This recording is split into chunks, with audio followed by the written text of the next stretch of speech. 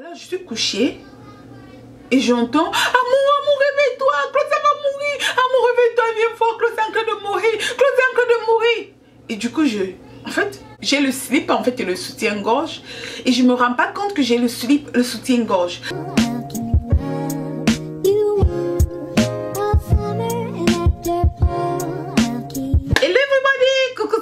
Hola mes corazones, j'espère que vous allez bien. Bienvenue dans ma chaîne pour les nouveaux abonnés. Et comme d'habitude, je remercie tous les anciens abonnés. Je vous remercie mes corazones, je vous remercie de votre temps. Je vous remercie de tous ces encouragements que vous me donnez tous les jours. Des personnes gentilles qui viennent me faire des jolis messages. Des personnes gentilles qui viennent faire des jolis commentaires. Franchement mes corazones, sincèrement, je vous remercie. De votre côté, j'espère que tout va bien, que vous avez la paix, l'harmonie, la santé et surtout que vous êtes en harmonie avec vous-même, ok? Parce que c'est le plus important. Et même si ça ne va pas tout le temps, mais ça ne va pas maintenant, dites-vous que c'est la vie en fait, c'est comme la roue en fait, ça tourne et il y a les moments où c'est glissant, les moments où il pleut, les moments où il neige, les moments où il y a le soleil, ça brûle. C'est un peu comme ça la vie en fait. Donc dites-vous que c'est la vie et que peu importe le moment que vous traversez, c'est juste un moment. C'est juste un moment. Donc aujourd'hui je vais vous faire un story time. Un story time que j'aurais dû vous le raconter, je pense qu'il y a longtemps. Mais je sais pas pourquoi. J'ai toujours pensé que les gens vont trouver ce story time bizarre. Parce que effectivement c'est un story time qui est incroyable en fait. Il faut que les personnes, pour croire à cette histoire. La vérité c'est que si je n'avais pas vécu cette histoire, j'aurais du mal à croire. J'aurais du mal à croire. Mais je me suis dit, sûrement il y a des personnes aussi quelque part qui ont vécu ce genre d'histoire. Des personnes quelque part aussi qu'on a raconté ce genre d'histoire et peut-être qu'ils ne croient pas. Et grâce à moi, peut-être vont croire ou peuvent avoir des petits signes et ne peuvent pas aussi négliger ces signes-là. Parce que grâce à cette histoire, par rapport à cette histoire, aujourd'hui je crois aux histoires des morts. Je crois que oui, le mort, il peut transformer la vie. Le mort, il peut sauver quelqu'un. Donc je vous raconte l'histoire. Alors, ma mère en fait, elle avait sa meilleure copine. Père à son âme, on l'appelait Tante Normie. Et elle est décédée, je sais pas pourquoi. Ben, j'étais encore jeune, hein, j'étais encore bien jeune, je me rappelle pas trop. Donc, et elle était vraiment amie avec ma maman. Maman l'aimait énormément. Même sa fille, elle avait sa fille. Je pense que c'était sa seule ou sa deuxième fille. Donc, je sais pas trop. Et elle a confié sa fille à ma maman, tu vois. Vous voyez quel amour il y avait à l'époque. Ce n'était pas les amitiés de maintenant que il est plus que moi, je suis plus que lui. Non, c'était pas ce genre d'amitié en fait. C'était l'amitié qui sortait vraiment du cœur en fait. Donc, alors ma mère, elle était avec sa fille après sa mort, après le décès de cette tata-là. Et ma mère élevait sa fille. Tout se passait bien. Voilà, un jour, ma mère... Les camarades de ma petite soeur viennent l'appeler pour lui dire que ma petite soeur était tombée les esprits. Ok? Ma mère se dit, comment ça, mes enfants n'ont pas ce truc là? Comment ma petite soeur va, comment ma fille va avoir des esprits? Parce qu'effectivement, on n'avait pas ces choses là en fait. On vient dire à ma mère que ma petite soeur elle est tombée les esprits à l'école. Alors ma mère elle va en courant à l'école. Elle arrive à l'école. Et elle trouve ma petite soeur, elle est en train de pleurer. Oh, et elle appelle le nom de ma mère en disant, puisque ma mère, son prénom c'était Georgette, mais le nom de maison en fait c'était Néné, dans son sobriquet. Et elle est en train d'appeler ma mère, elle dit Néné, Néné, je suis fatiguée, Néné, sauve ton enfant, Néné, je suis fatiguée de me battre pour ton enfant, Néné, sauve ton enfant va mourir, ton enfant va partir. En fait, ma petite soeur qui est en train de parler, mais avec une voix dure. La voix, elle n'est pas vraiment la voix douce de ma petite soeur. Je ne sais pas si vous comprenez. C'est des choses que j'ai vécues. Et ma mère, elle demande, mais toi, tu es qui? Elle dit à ma mère, ne demande pas qui je suis. Tout ce que je te demande, c'est que cet enfant, c'est amène-la chez un pasteur. Tu l'amènes chez un guérisseur, un vrai guérisseur. Parce que ton enfant, je suis fatiguée de me battre pour elle. Son père veut l'amener, son père veut la tuer. Je vous assure, cette histoire, je vous dis. Et ma mère, elle a, comme d'habitude, elle a négligé. Non, ma petite soeur, après, elle a repris elle s'est remise et c'est passé.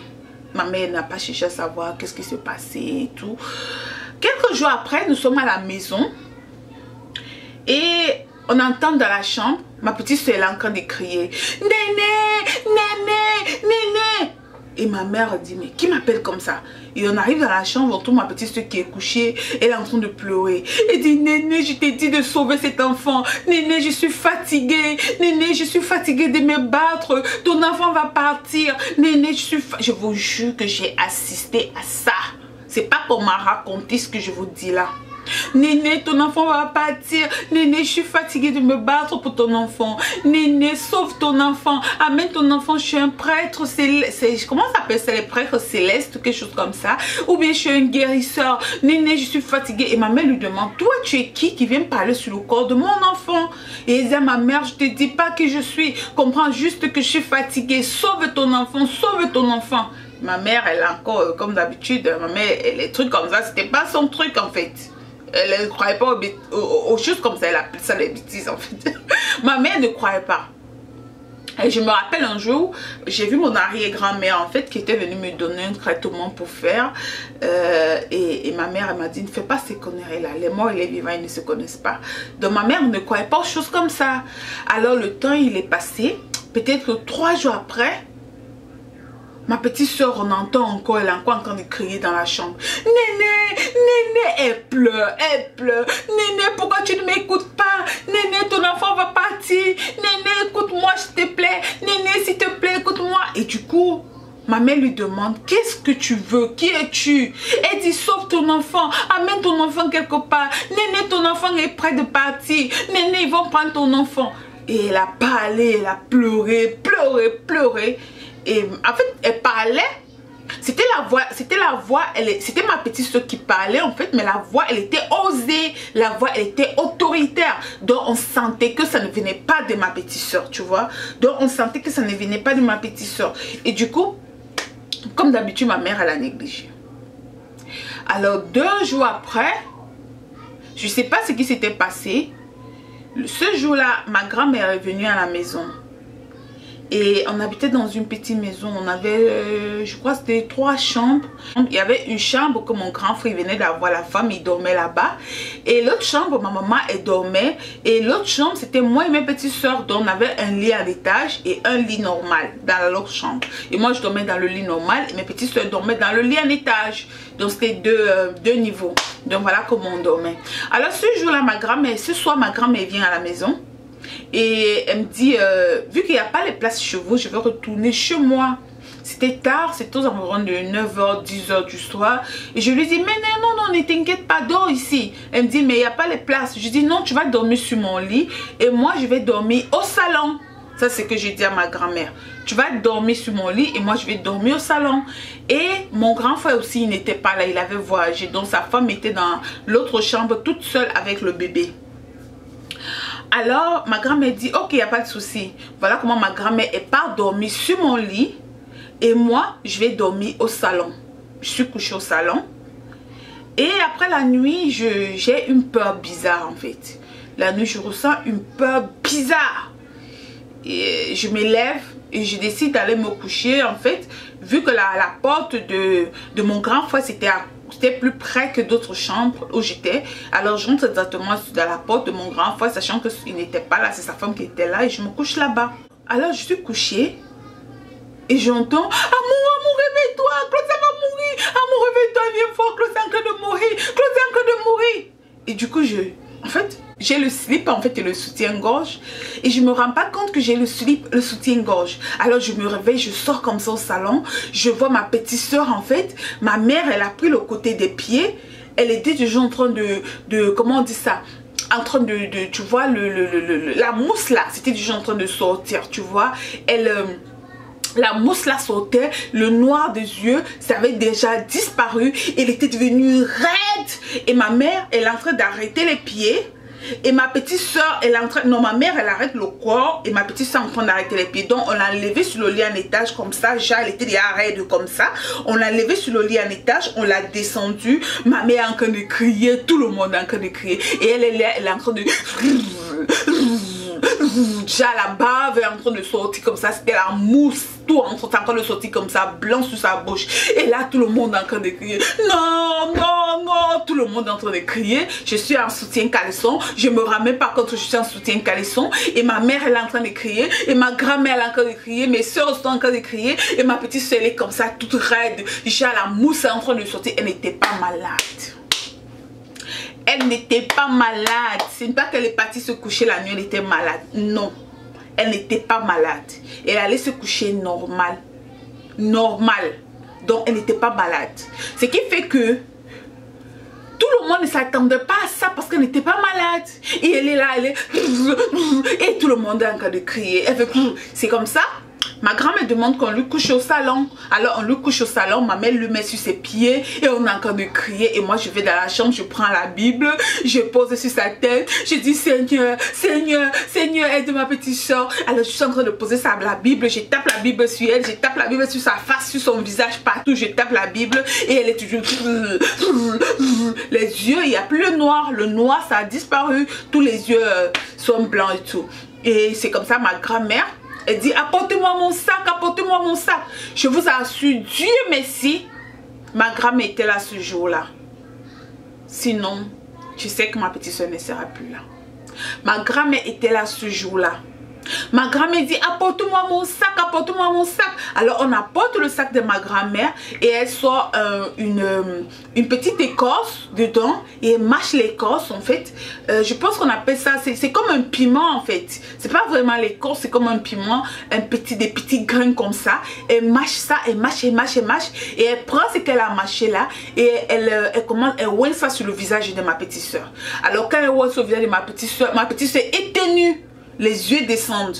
Alors quand ma petite soeur éternue, les yeux descendent, elle va encore prendre quelques grains pour mâcher, le produit tombe. Alors le temps qu'on est en train de chercher le produit, les yeux de ma petite soeur recommencent encore à monter. Elle dit ouvre sa bouche, mettez la main sur sa bouche. Et ma main prend sa main et met dans la bouche de ma petite soeur. Ma autre petite soeur, celle qui me suit, elle prend sa main et met dans l'autre bouche. Alors elle met toujours dans la bouche, excusez-moi. Alors on essaie d'ouvrir sa bouche. Pendant qu'on ouvre sa bouche, elle est en train de fermer sa bouche. Donc elle est en train de fermer les doigts de ma mère et de ma petite soeur, tu vois. Et pendant ce temps, on est en train de chercher le produit qui était tombé. On cherche le produit pour finir. J'ai trouvé le produit, j'ai donné, j'ai enlevé les grains, j'ai donné à ma grand-mère. Ma grand-mère a pris, elle a commencé à mâcher, vite fait, elle a pris ce qu'elle avait mâché et elle a remis ça en fait dans la bouche de ma petite soeur. Donc elle remet dans la bouche de ma petite soeur, elle est tenue de nouveau et puis elle fait donc elle enlève tout ce qu'elle avait dans la bouche. Ma grand-mère reprend encore, elle mâche encore et elle frotte encore ça sur son visage. Quand elle frotte sur son visage, ma petite soeur est tenue de nouveau. Quand elle est tenue maintenant, tous ses yeux descendent de tout, donc ses mains qui étaient déjà raides et tout, ça redevient normal et tout. Et elle commence à crier, les voilà qui partent, les voilà qui partent, les voilà qui partent, laissez-moi, laissez-moi, laissez-moi, les voilà qui partent. Et on lui demande qui part. Elle dit le voilà, il a les chapeaux rouges, le voilà. En fait, voilà comment ça s'est passé. Et ma petite soeur, je vous assure, ça a été l'une de mes premières grandes peurs. J'ai peur. Le quartier était rempli chez nous parce que tellement on criait. J'étais en caleçon soutien. Je me rendais même pas compte en fait. Pieds nus et tout. Je me rendais pas compte parce que tellement c'était effrayant en fait. C'était effrayant. Et du coup, voilà comment on dit à ma mère, tu vois, il y a un monsieur guérisseur qui habite dans tel endroit, il faut amener ton enfant là-bas et tout.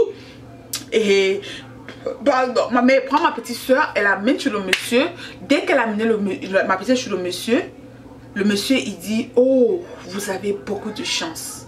Vous avez beaucoup de chance que cet enfant elle est là parce qu'elle n'est plus là en fait. On l'a déjà vendu. Il a dit son papa qui l'a vendu. Le monsieur il a dit. C'est son papa qui l'a vendu. Et vraiment, vous avez beaucoup de chance qu'elle est encore là. Parce qu'effectivement, ma mère elle était séparée de leur papa et tout. Donc, ils ont dit que c'est lui qui l'avait vendu. Dans le mystique et tout. Je ne peux pas affirmer, mais voilà, c'est ce qui était dit quoi. Donc, le monsieur il dit qu'il va commencer à travailler. Il commence à travailler 2 jours, troisième jour, on va chercher le médicament, il commence à faire bizarre, venez le soir on part, on dit il n'est pas là, le soir, le lendemain on part, on dit il n'est pas là, donc il a fait ça pendant 2 jours comme ça. Le troisième jour, on entend toujours ma petite soeur, néné, et ma mère entre dans la chambre en courant, et du coup ma mère croit que, vraiment cru que quelque chose n'allait pas, parce qu'au départ, elle ne croyait pas. Et ma petite soeur commence à parler, elle dit, néné, arrête d'amener ton enfant, je le type que tu amènes ton enfant. Le type là ne pourra plus travailler sur ton enfant, il a été menacé. S'il travaille sur ton enfant, lui, on va le faire du mal. Donc il ne peut plus travailler sur ton enfant. Prends ton enfant, amène ton enfant hors de cette ville. Va traiter ton enfant hors de cette ville. Si ton enfant reste dans cette ville, je ne pourrai plus l'aider. Tu te rappelles? Et c'est là où elle dit, je suis telle personne, je suis ta copine qui était décédée il y a 6 mois aujourd'hui. Tu te rappelles de mon frère? Son enfant il est décédé il y a quelques jours, il y a quelques semaines en arrière. Cet enfant là, la façon dont il est décédé, c'est comme ça que ta fille allait décéder.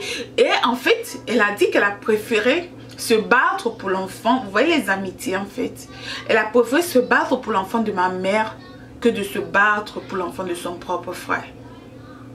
C'est ce qu'elle a dit. Donc, parce qu'elle dit qu'elle ne pouvait pas faire les 2 combats en fait. Il fallait lâcher un pour protéger l'autre. Donc voilà comment elle dit, amenez-la hors de la ville. Alors elle a fini de parler comme ça. Ma mère, il fallait chercher où amener ma petite soeur. Donc c'est comme ça qu'on prend ma petite soeur, on amène ma petite soeur hors de la ville. Et elle reste là-bas, je ne sais pas combien de temps elle est restée là-bas pour se faire soigner avec ma mère et tout. Et après cela, quand elle a fini, elle est revenue. Quand elle est revenue, elle était du genre, je pense qu'elle avait fait, je crois, 2 semaines, quelque chose comme ça, ou 1 semaine. Et un jour, étant là-bas, je pense étant là-bas, le monsieur, il a dit à ma mère, elle est venue avec les médicaments qu'elle devait continuer à faire à la maison et tout et tout. Donc elle est revenue à la maison, je crois, 1 semaine après. Et un jour, on est assis comme ça, et on entend... Elle est en train de rigoler, toujours dans la chambre, elle rigole, mais c'est pas avec sa voix. Et puis ma mère vient, ma mère lui dit, non mais c'est toi.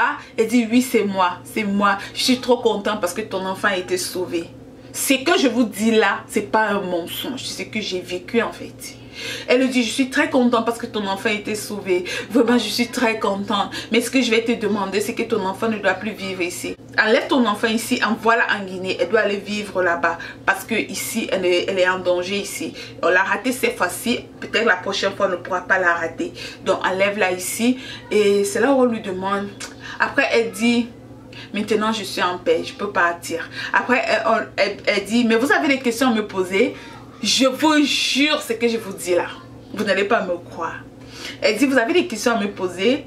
Après, ma mère dit, oui, j'ai des questions à te poser. Elle dit, allez poser les questions. En fait, elle est en train de parler sur le... C'est ma petite soeur qui parle. C'est des trucs mystiques, mystérieux en fait. C'est des trucs mystérieux, c'est des trucs... Si tu ne vis pas ça, tu ne peux pas croire. Elle est en train de parler sur ma petite soeur qui parle, mais avec un ton d'une grande personne. La voix, elle est différente. Et c'est bizarre de vous expliquer ça, mais ça s'est passé. Je ne sais pas si vous avez déjà vécu des situations comme ça ou compris des choses comme ça, mais c'est ce qui s'est passé. Après, ma mère dit, oui, on a des questions à te poser. Après, elle dit, tout le monde sort. Après, tout le monde commence à sortir. Après, elle dit, ah, mon temps reste. Elle appelle mon nom. Ah bon, toi reste. Et moi je suis restée, en fait tous mes cousins, mes cousines, tout le monde, mes soeurs, tout le monde est sorti. Et moi je suis restée avec ma mère et tout. Ma mère, ma grand-mère, mes tantes, ma tante je crois, on était là. Et je crois mon grand frère si je me trompe pas. Ou mon grand frère n'était pas là, je me rappelle pas trop. Alors nous sommes là et elle dit posez vos questions. Je pense qu'on était 4. Parce qu'elle disait il ne faut pas beaucoup de gens. Elle est étouffée, elle disait je ne veux pas beaucoup de gens. Sortez-vous tous, je veux pas beaucoup de gens, je veux juste 3 ou 4 personnes. Et du coup, nous tous sommes sortis. Elle a dit, amour reste. Et moi, je suis revenue, mais ça m'a fait, j'ai eu un peu des frissons. Et du coup, elle dit, posez vos questions. Et voilà, ma mère qui commence. Ma mère lui dit, dis-moi comment ça se passe après la mort. Et elle dit, lorsque tu meurs, il y a une autre vie. Excusez-moi, je vous répète tout simplement ce que j'ai écouté. Je sais que parmi vous, beaucoup de gens ont des croyances. Il y a beaucoup de gens, chacun a sa croyance et tout. Je répète ce qu'elle disait. Elle dit, lorsque tu meurs, il y a une autre vie. La vie, nous on vous voit, mais vous ne nous voyez pas, vous ne nous voyez pas, juste à ce que il y a un moment où tu traverses, tu dois renaître ailleurs. Et on vit ici jusqu'à ce que ton moment arrive où tu dois aller renaître ailleurs. Donc c'est une sorte de continuation en fait.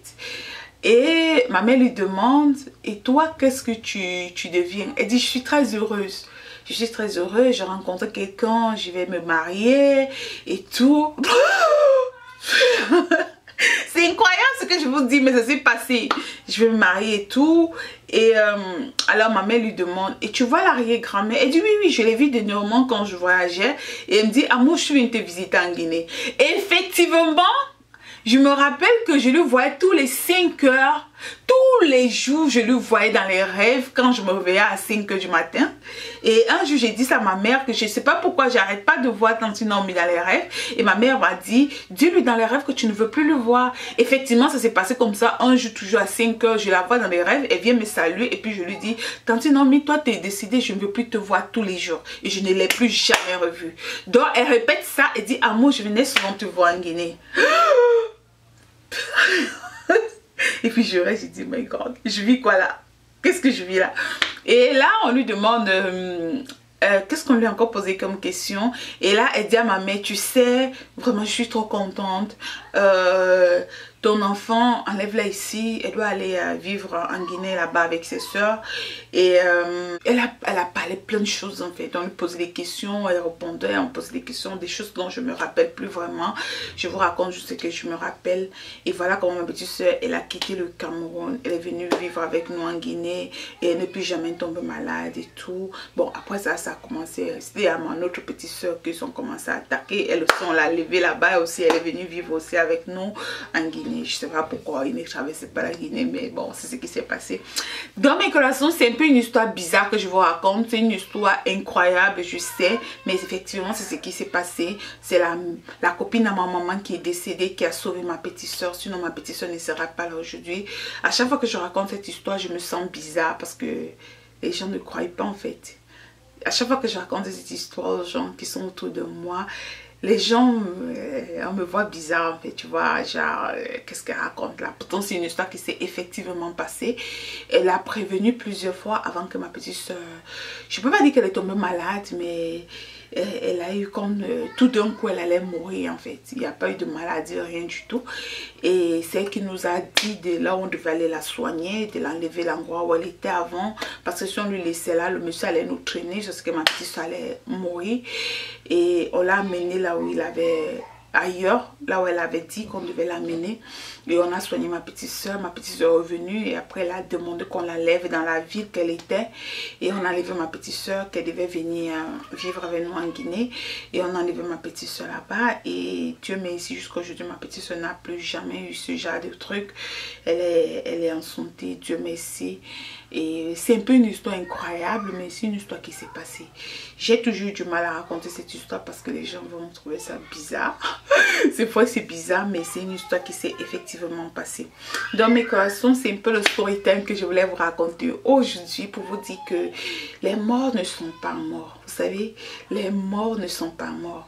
Moi, je crois au pouvoir du mort. Je crois au pouvoir de nos ancêtres. Je crois au pouvoir de l'invisible en fait. Comme je crois à la loi de l'attraction, cette histoire m'a permis de croire aussi au pouvoir des morts. Oui, je sais que le mort, il peut changer ta vie. Le mort, il peut gâter ta vie. Voilà pourquoi moi, je dis toujours aux gens de ne pas blaguer avec cette histoire.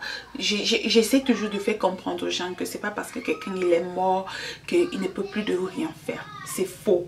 Le mort, il a le pouvoir. Le mort, il n'est pas mort. Ça, c'est tout ce que je peux dire. Je crois en ça aujourd'hui, je crois en ça demain, je crois en ça après-demain. Le mort, il peut changer ta vie. Le mort, il peut transformer ta vie. J'ai entendu des histoires où quelqu'un qui était déjà décédé, il est parti dire à sa soeur, va dans tel endroit, tu trouveras l'argent là-bas. Il vient lui parler comme un songe. Et j'ai vécu moi-même ma propre histoire où c'est un mort qui m'a amené aujourd'hui aux États-Unis. Quelqu'un qui était mort, mon arrière-grand-mère. C'est mon histoire. Peut-être je vous la raconterai aussi un autre jour pour vous dire que les morts, ils ne sont pas morts. Respectez, croyez-moi, respectez les morts. C'est un peu ce que je voulais partager avec vous aujourd'hui. Je sais que beaucoup de gens ne me croient pas parce que beaucoup de gens, chacun a sa croyance, mais là c'est la mienne que je partage avec vous par rapport à mon expérience et par rapport à mon vécu, ok? Donc c'est un peu ça. Mes corazones, si vous avez des histoires comme ça, n'hésitez pas à me dire en commentaire. N'hésitez pas à commenter. On fera un live où on pourra discuter des choses comme ça. Ce sont des choses de la vie que les gens ont du mal à parler. Je me demande pourquoi les gens ont peur de parler de la mort. Les gens évitent de parler de la mort. Pourtant, on vit avec. On vit avec. On ne sait pas quand est-ce que ça arrive. Donc, c'est des histoires où les gens ont tellement peur de parler. Donc, si vous connaissez des histoires comme ça, n'hésitez vraiment pas à me le dire en commentaire. Prenez votre temps à me raconter votre histoire que je pourrais peut-être partager quand j'ai le temps. Donc, c'est tout ce que je voulais partager avec vous pour la journée d'aujourd'hui. Et je vous aime gros comme ça. Je vous aime gros comme ça. Et on se retrouve à la prochaine vidéo que je ferai. Bisous.